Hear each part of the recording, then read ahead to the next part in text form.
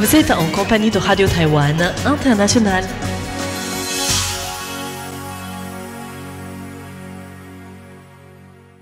Bonjour et bienvenue en compagnie du service français de Radio Taïwan International. Nous sommes le samedi 5 juillet et c'est François-Xavier Boulet pour vous présenter le programme du jour. Tout d'abord, vous pourrez suivre la revue de l'information de l'actualité taïwanaise de cette semaine qui vous sera présentée par Florian Dai. Et je vous retrouverai juste après avec Valentin Floquet pour animer le courrier des auditeurs d'aujourd'hui où nous annoncerons les nouveaux concours mensuels et trimestriels, nous répondrons à vos questions et parlerons des ondes courtes directes depuis Tamsui en saison estivale 2025. Et en fin de programme, dans le cadre de notre fenêtre sur Taïwan, vous retrouverez l'émission RTF Relations Taïwan-France de Clément Tricot qui nous parle cette semaine de la présence taïwanaise en Avignon lors du festival Avignon Off. Voilà pour le programme de ce samedi. Excellente écoute. Voici tout de suite la revue de l'information présentée par Florian Dai avec pour débuter les principaux titres. L'exercice militaire annuel Hangguang sera 2 fois plus long que l'an dernier pour faire face au harcèlement croissant du PCC. La MAC établit le bilan de Hong Kong 28 ans après le retour du territoire au giron chinois. Taïwan et le Royaume-Uni signent 3 accords en présence d'un ministre d'État pour renforcer leurs relations économiques bilatérales. Le chef de l'État évoque l'absence de Taïwan dans l'élaboration de la Constitution républicaine. L'exercice militaire annuel Hangguang sera 2 fois plus long que l'an dernier pour faire face au harcèlement croissant du PCC. Les exercices militaires annuels Hangguang 41 se dérouleront cette année du 9 au 18 juillet, s'étalant sur une durée de 10 jours et 9 nuits sans interruption, soit près du double de la durée habituelle de 5 jours et 4 nuits. Selon Mei Jiashu, chef d'état-major des armées, cette prolongation s'explique par la nécessité de s'entraîner davantage à faire face aux nombreuses formes de harcèlement du Parti communiste chinois dans la zone grise, à savoir la guerre juridique, la guerre cognitive et psychologique, l'épuisement des forces et des ressources de l'armée taïwanaise par un harcèlement qui oblige à intervenir, la coercion, l'endiguement et la provocation. Mais Jiashu a précisé que l'exercice militaire annuel Hangguang allait évoluer, passant de la préparation au harcèlement en temps de paix à une défense en temps de guerre, avec une progression vers une intégration militaro-civile. Cet exercice mettra également l'accent sur le combat réel et sur le terrain, en conditions réelles, c'est-à-dire avec des actions de combat inattendues qui ne figurent pas dans le plan initial. Mais Jiashu a aussi souligné que la culture organisationnelle de l'armée taïwanaise devrait évoluer. Il est important de cultiver le professionnalisme des troupes, que les militaires acquièrent la capacité d'agir de manière autonome et disciplinée en faisant preuve d'une forte cohésion dans un climat de confiance mutuelle entre les commandants et leurs troupes. Ces derniers jours, l'armée populaire de libération chinoise a intensifié ses actions de harcèlement militaire contre Taïwan. Selon les données du ministère taïwanais de la Défense, en 24 heures, du 22 juillet 6 h du matin au 3 juillet 6 h du matin, 41 avions militaires ont été détectés aux alentours de Taïwan. La MAC établit le bilan de Hong Kong 28 ans après le retour du territoire dans le giron chinois. Le 1er juillet a marqué les 28 ans de la rétrocession de Hong Kong à la Chine. La Commission ministérielle des Affaires continentales, ou MAC, de Taïwan a présenté la veille un rapport sur la situation actuelle de l'ancienne colonie britannique. Selon le rapport, Hong Kong s'est considérablement dégradé dans divers aspects. Sur le plan politique, la promesse « un pays, deux systèmes » de Pékin n'a jamais été honorée. Au contraire, les Hongkongais ont largement perdu leur autonomie, malgré l'engagement de Pékin en faveur d'un Hong Kong gouverné par les Hongkongais. Désormais, non seulement le chef exécutif de Hong Kong doit être patriote aux yeux de Pékin, mais également les hommes d'affaires, les artistes et bien d'autres. Le rapport indique en outre que Pékin a la main haute sur l'enseignement de la région administrative spéciale, qui doit être axée sur les doctrines du président Xi Jinping. Le pouvoir judiciaire a perdu quant à lui son indépendance face au pouvoir exécutif central. La presse et les dissidents sont muselés pour la stabilité sociale et la sécurité nationale. La Ligue des sociodémocrates de Hong Kong a annoncé dimanche dernier sa dissolution, marquant ainsi la disparition complète des organisations pro-démocratie dans le territoire. Dans sa conclusion, la MAC a révélé que pour protéger Taïwan contre l'infiltration de Pékin, le gouvernement se voit obligé de filtrer de manière plus stricte les demandes de carte de séjour des Hongkongais, soulignant toutefois que les portes de Taïwan restent ouvertes aux Hongkongais qui souhaitent s'installer sur l'île. Taïwan et le Royaume-Uni signent 3 accords pour renforcer leurs relations économiques bilatérales. Le 27e dialogue économique et commercial annuel Taïwan-Royaume-Uni s'est tenu le lundi 30 juin. Douglas Alexander, ministre d'État britannique chargé de la politique commerciale et de la sécurité économique, s'est rendu à Taïwan à cette occasion. Il a été témoin de la signature d'une série de 3 accords entre le Royaume-Uni et Taïwan portant sur les investissements, le commerce numérique, l'énergie et la neutralité carbone. Douglas Alexander a également rencontré le président Lai Ching-te qui s'est félicité de la signature de ces accords et du renforcement continu de la coopération entre les deux pays dans le domaine de l'énergie éolienne offshore, des technologies innovantes, de l'éducation et de la culture. Lai Ching-te a souligné que les deux parties espéraient établir un mécanisme de dialogue régulier dans les domaines clés tels que l'économie, le commerce, l'énergie et l'agriculture. Il a rappelé que le Royaume-Uni était désormais le 4e partenaire commercial de Taïwan en Europe, la 2e source et la 3e destination d'investissement. Il a ajouté Taïwan et le Royaume-Uni disposent d'atouts complémentaires dans les secteurs industriels technologiques. Face à la conjoncture économique et commerciale internationale, telle que la restructuration de la chaîne d'approvisionnement mondiale, je suis convaincu que Taïwan et le Royaume-Uni sont des partenaires clés indissociables. J'espère que le Royaume-Uni soutiendra publiquement l'adhésion de Taïwan à l'accord de partenariat transpacifique global et progressiste pour promouvoir conjointement un nouveau modèle économique et commercial indo-pacifique de coprospérité et de développement. Douglas Alexander a quant à lui souligné la complémentarité des économies taïwanaises et britanniques et a affirmé que la relation entre Taïwan et le Royaume-Uni était stratégique, pérenne et en constant développement. Le chef de l'État évoque l'absence de Taïwan dans l'élaboration de la constitution républicaine.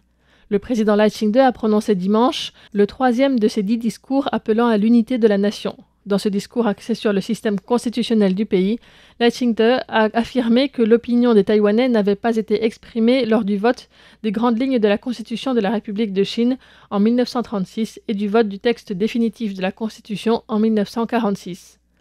La députée Wang Yumin du parti KMT a contredit Lai Ching-te en montrant la liste des participants.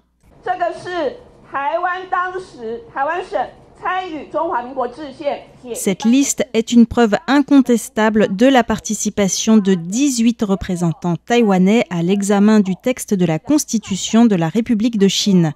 Le président Lai Ching-te a tenté de déformer l'histoire en affirmant que Taïwan était absent. Comment un chef d'État ose-t-il mentir pour déformer l'histoire? Peut-on encore croire le président?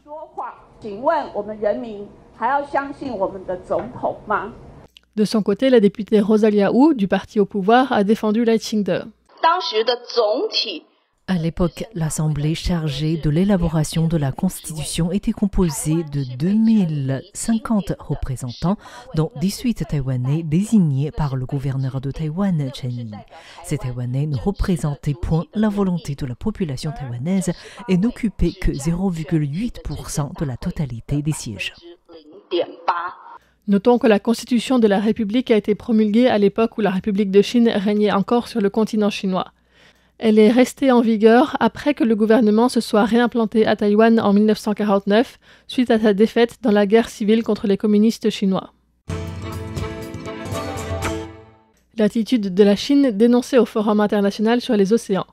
Le Forum international sur les océans de Taïwan, inauguré mercredi, a réuni des experts de 15 pays différents, issus des milieux industriels, gouvernementaux et universitaires, afin de discuter ensemble des stratégies visant à renforcer la sécurité maritime.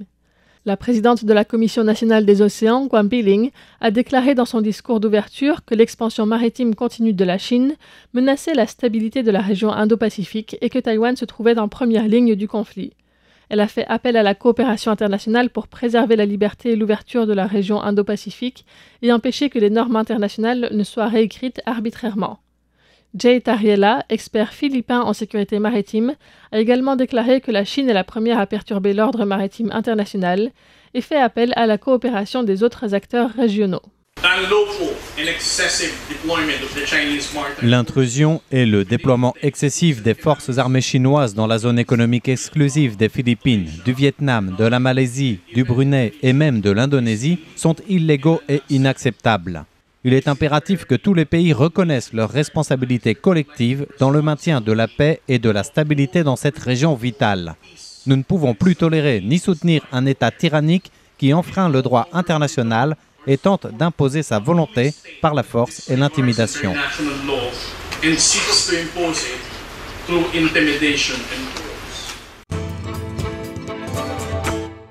Des problèmes de sécurité des données relevés sur des applications chinoises. Le Bureau de la sécurité nationale de Taïwan a publié les résultats d'une analyse de cybersécurité réalisée sur 5 applications mobiles chinoises, à savoir Xiaohongshu ou RedNote, Weibo, TikTok, WeChat et Baidu NetDisk. Le rapport conclut que toutes présentent des graves problèmes de collecte excessive de données personnelles et d'utilisation abusive des autorisations. Ces applications accèdent à des informations sensibles telles que les listes de contacts, le presse-papier, les données biométriques, y compris les traits du visage, les captures d'écran, la géolocalisation et les paramètres de l'appareil, entre autres. Selon les experts, les informations collectées dépassent ce qui est considéré comme raisonnable pour ce type d'outil. De plus, ces données sont transmises à des serveurs situés en Chine et la loi permet à Pékin d'exiger des entreprises qu'elles transmettent ces données au gouvernement, ce qui pourrait mettre en danger les informations personnelles des utilisateurs taïwanais si elles étaient utilisées à des fins de renseignement ou de répression. Face à cette situation, Taïwan rejoint d'autres pays d'Amérique du Nord et d'Europe, notamment, qui ont déjà pris des mesures restrictives à l'encontre des applications chinoises. Et le gouvernement recommande aux citoyens de ne pas installer d'applications présentant des risques potentiels, afin de protéger à la fois leur vie privée et les secrets commerciaux des entreprises nationales. Taïwan s'inspire de l'Union européenne pour la mise en place d'un système d'échange de quotas d'émissions de CO2.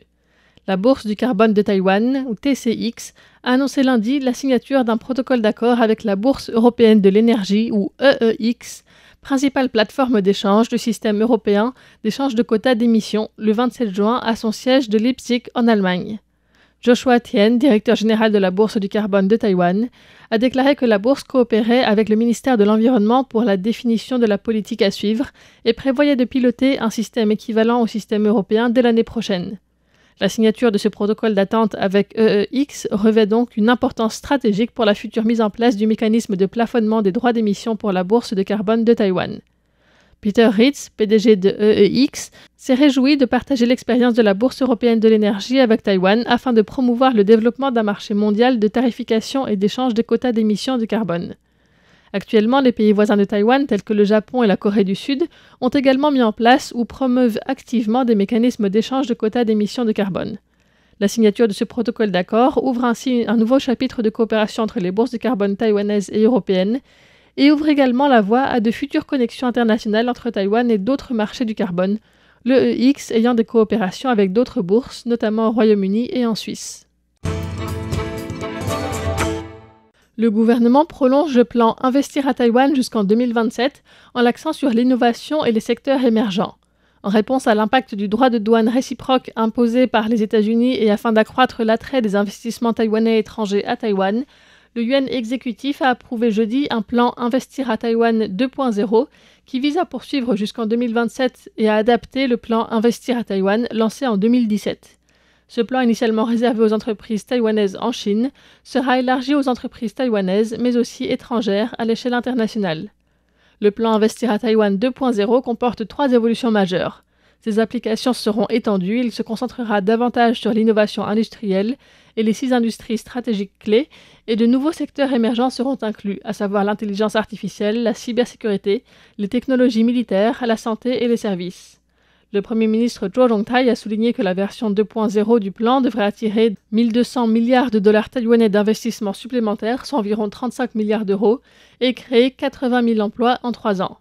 Emile Zhang, directeur du département de la promotion des investissements du ministère de l'économie, a quant à lui précisé que le programme Investir à Taïwan 2.0 inclut 720 milliards de dollars taïwanais, c'est-à-dire 21 millions d'euros de prêts sur 3 ans, et des subventions pour aider à couvrir les intérêts en fonction de la taille des entreprises. D'après les données du ministère de l'économie, depuis 2017, près de 1680 entreprises, dont 1100 PME, ont bénéficié de ce plan et ont investi un total de 2500 milliards de dollars taïwanais, ou 73 milliards d'euros à Taïwan, dans le cadre de cette initiative.